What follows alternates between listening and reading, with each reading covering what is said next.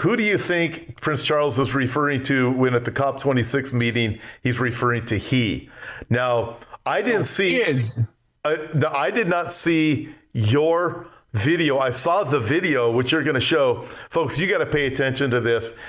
Now pay close attention, because this is something that I want you, all of you students, Bible students especially, pay attention to, right? Okay, here we go. Required.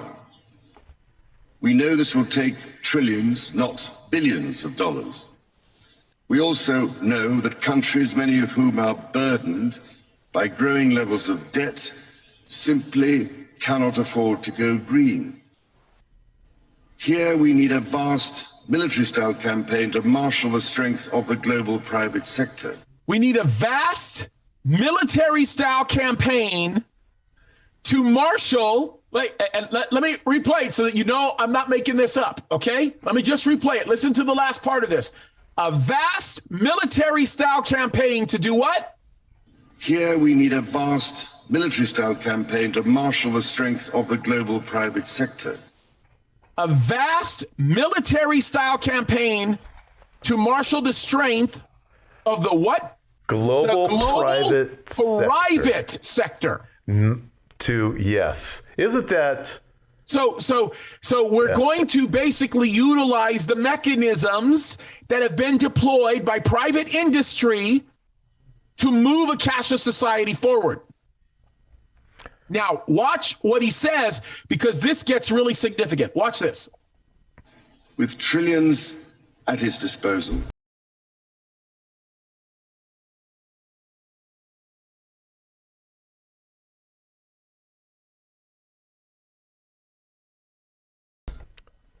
Huh?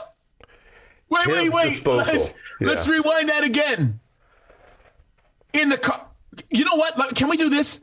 Let's play this from the very beginning so that you guys understand that there is no reference to who he is. Who is his? Let me play it again. Renewable and sustainable. So, ladies and gentlemen, my plea today is for countries to come together to create the environment that enables every sector of industry to take the action required. We know this will take trillions, not billions of dollars. We also know that countries, many of whom are burdened by growing levels of debt, simply cannot afford to go green. Here we need a vast military-style campaign to marshal the strength of the global private sector.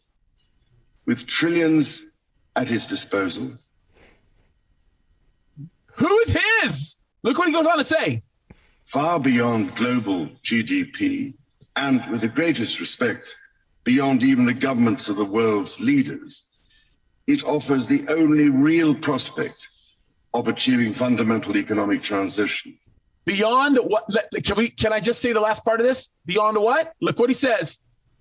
It offers the only real prospect, beyond even the governments of the world's leaders. It offers the only real. Beyond the governments of the world's leaders. Yeah. So his disposal. So, folks, this is absolutely remarkable. And I guarantee you, he said this on purpose. He's reading his notes. Who do you think told him to say this? This was not a fluke. And by the way, there's only a few guys that have been yelling about this. Me, Tom, Andy Woods, a few others. And you know what they've been doing? They've been erasing this off the internet. Yeah. This is absolutely remarkable to understand the days that we live in. Okay, so we talk about from Daniel, from Book of Revelation, from various passages, there's going to be a global system.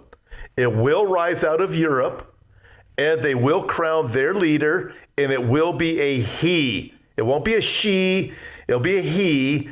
And the Book of Revelation calls him Antichrist or beast. We would commonly refer to him as Antichrist. He's against Christ. He's going to be the most powerful leader the world has ever known. The Book of Revelation tells us, Revelation chapter 13, that nobody can make war with him. Who can stop him? Absolutely nobody. What does Prince Charles say? Everything that you just heard This is remarkable day, folks. We live in incredible days. Did you know that Prince Charles, I believe he's very likely going to be taking the throne of England soon? Oh, did you know that? God help us. I know there's been a lot of conversation about it, He bro. probably is. He probably is. So, but I mean, you look at this, he's got, hey, listen, he obviously is talking about someone. He's talking about someone that's a man. He's talking about someone that nobody knows who he is yet. He's the most powerful man in the world. More powerful is he than all of the global leaders combined. Yep. Hello. Revelation 17, the 10 kings give their power and authority to the beast. Bro, he's saying that the leaders who rule these government conglomerations are not enough. They're not sufficient. Millions at his disposal. That's what he's saying is sufficient. That's what he's saying is necessary. And what he's basically saying is the world leaders that are ruling this conglomerate, referring to the body of people in the UN, are not enough.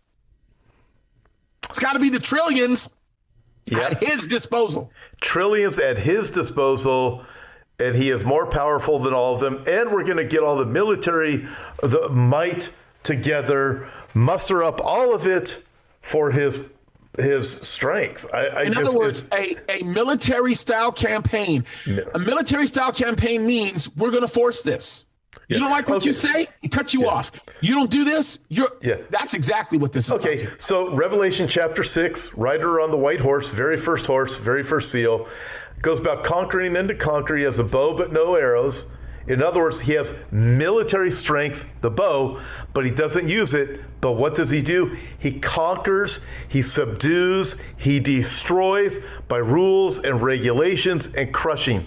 That describes the rider on the white horse, everything that you just saw in that video. Doesn't it? Absolutely. The military strength, the bow, no arrows, not going to use the military to destroy you, but going to crush you by every single rule and regulation they are bringing. Klaus Schwab, by 2030, you'll own nothing and like it. Klaus Schwab, somebody behind him has directed him, you're going to run the school. Who is this guy? Oh, yeah. We don't know. But I can tell you this. I can tell you this is all in preparation for what we read about in Revelation chapter 13. Yes, it is. If people can't see it now, James, you have to be in denial. You have to write everybody that talks about these things off as a kook, which many people do. Okay. That's fine. We know the Bible is true, and you can't make this stuff up. How could the Bible actually predict these things thousands of years ago that are all happening right now? That's right. How could it?